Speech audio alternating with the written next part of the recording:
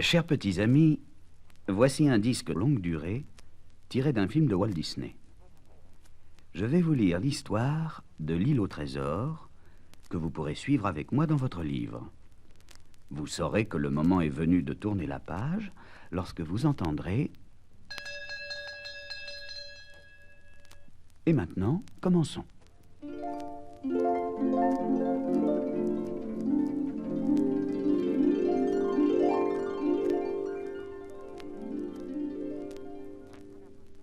La grande aventure de Jim Hawkins a commencé à l'auberge de l'amiral Benbow, en Angleterre. C'est là qu'un jour, un homme qui allait mourir donna à Jim la carte d'un trésor caché. Jim s'empressa de montrer cette carte à ses bons amis, le docteur Livesey et Sir Trelawney. Le trésor était enfoui dans une île, et Jim et ses amis décidèrent de partir à sa recherche. C'est donc dans le port de Bristol que Sir Trelawney engagea le capitaine Smollett. Celui-ci se déclara prêt à entreprendre l'expédition sur son navire, l'Hispaniola. Sir Trelawney engagea aussi un cuisinier qui portait le curieux nom de Long John Silver. Aussitôt engagé, Long John Silver fit en sorte que plusieurs de ses amis fassent également partie de l'équipage. Personne ne s'en doutait, mais Long John et ses amis étaient des pirates. Ils voulaient s'emparer du trésor.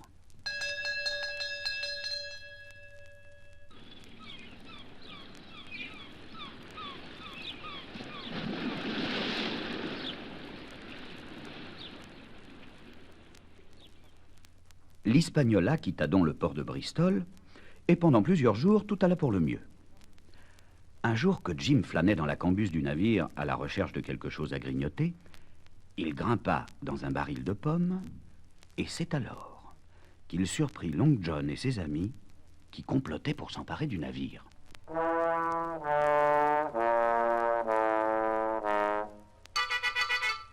En prenant bien soin de se cacher des pirates, Jim se précipita chez Sir Trelawney, le docteur Livesey et le capitaine Smollett pour leur raconter ce qu'il avait entendu.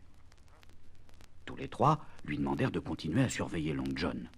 Ceci était d'autant plus facile que Long John s'était pris d'une certaine amitié pour Jim, et de les prévenir quand les pirates seraient prêts à frapper. Peu après d'ailleurs, l'île au trésor était en vue.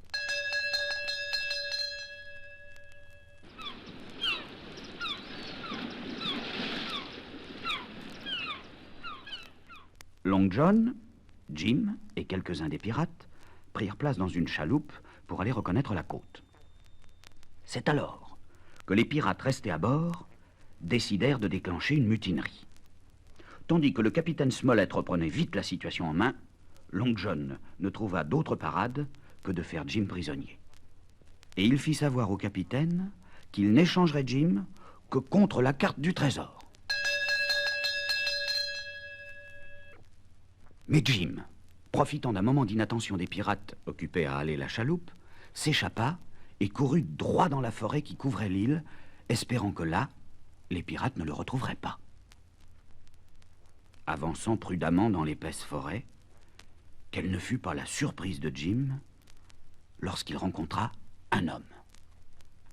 C'était Ben Gunn, un vieillard qui avait été abandonné dans l'île par des pirates il y avait fort longtemps. Ben accueillit la compagnie de Jim avec joie, car il avait désormais quelqu'un à qui parler. Il raconta à Jim comment il vivait, lui parla de sa barque, de la grotte qui lui servait d'abri. Il lui expliqua aussi comment il se nourrissait. Surveillant l'île à la lunette, le capitaine Smollett avait repéré un fortin, et il décida de débarquer afin d'y établir ses défenses contre les pirates. Il laissa 2 hommes à bord pour garder les pirates déjà prisonniers et partit pour le fortin. C'est là que Jim le rejoignit. Pendant ce temps, sur le bateau, les pirates s'étaient révoltés et avaient maîtrisé les gardes. Long John les avait rejoints et mettait au point un plan pour attaquer le fortin. Long John essaya de négocier avec le capitaine Smollett pour obtenir la carte du trésor. Bien entendu, le capitaine refusa. Alors, Long John et les pirates attaquèrent.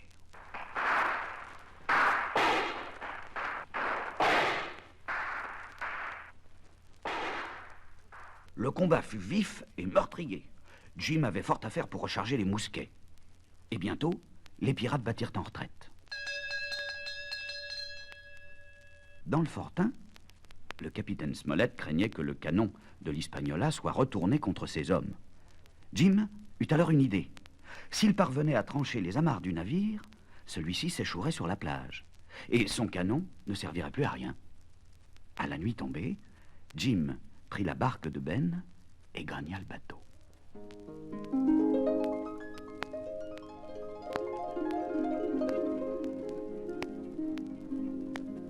Jim réussit à couper les amarres, mais malheureusement, sa propre barque dériva. Il ne restait plus à Jim qu'à monter sur le bateau s'il ne voulait pas périr noyé. Hélas, il fut bientôt repéré par la vigie et dut se réfugier dans la mâture. Dans la poursuite qui s'ensuivit, Jim fut sérieusement blessé par le poignard que lui lança le garde. Mais il réussit cependant à le tuer en tirant avec son pistolet et put ainsi regagner le pont.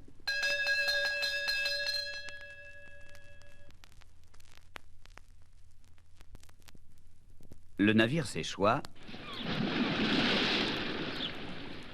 et Jim se mit en route pour regagner le fortin, mais vainement, car les pirates le reprirent. Long John, qui malgré tout aimait beaucoup Jim, s'inquiéta de sa blessure et, brandissant un drapeau blanc, s'avança vers le fortin pour chercher le docteur Livesey. Pendant que celui-ci pansait le bras de Jim, Long John lui annonça qu'il avait la carte du trésor. En vérité, il souhaitait négocier.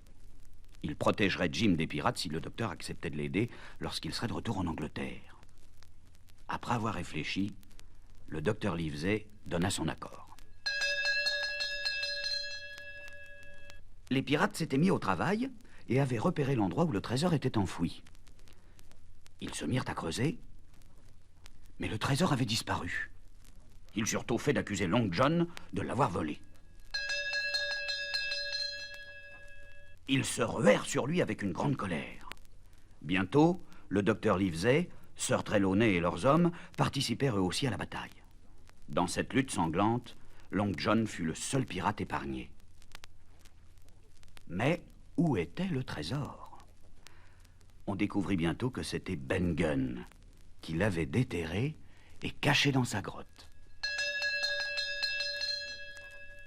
Il fut alors décidé que Long John serait ramené sur l'Hispaniola et mis au fer. En Angleterre, il n'échapperait pas à la prison à vie.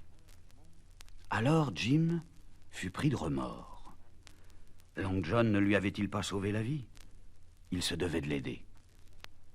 Apercevant la barque de Ben, il la poussa dans la mer et Long John put s'échapper. Tandis qu'il ramait de toutes ses forces, Long John cria un grand adieu à Jim. « Adieu, mon petit ami, que la chance soit avec toi !»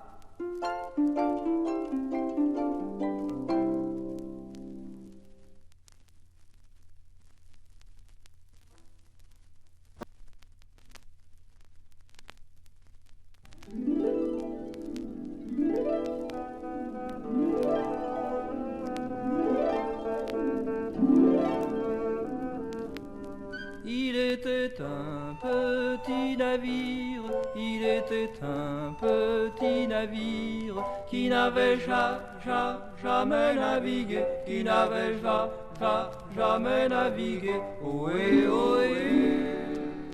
Il entreprit un long voyage, il entreprit un long voyage sur la mer Méditerranée, sur la mer Méditerranée, ohé, ohé. Au bout de 5 à 6 semaines, au bout de 5 à 6 semaines, les vivres vinrent à manquer, les vivres vinrent à manquer, ohé, ohé. On tira à la courte paille, on tira à la courte paille, pour savoir qui serait mangé, pour savoir qui serait mangé. Ohé, ohé. Le sort tomba sur le plus jeune, le sort tomba sur le plus jeune, et c'est lui qui sera mangé, et c'est lui qui sera mangé. Ohé, ohé.